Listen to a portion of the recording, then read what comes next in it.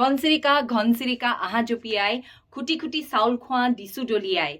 এই সৰু পংক্তিটোৰে আমাৰ সদা পৰিচিত এই চৰাইকেইটালে মনত পৰি যায় নহয় জানো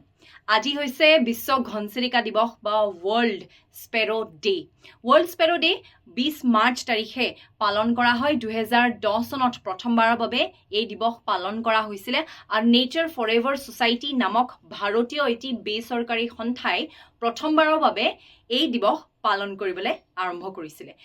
মাৰ্চৰ 20 তাৰিখে আমি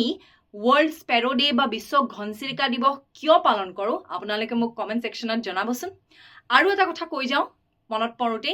অহা শনিবাৰৰ পৰা অৰ্থাৎ 22 তাৰিখৰ পৰা আৰু 23 তাৰিখে প্ৰত্যেক শনিবাৰে আৰু দেওবাৰে ৰাতি 10টা বজাত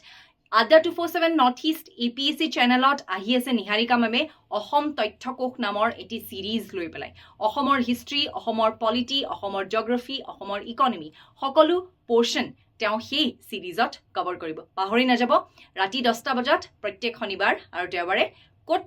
আড্ডা 247 north east APSC channel thank U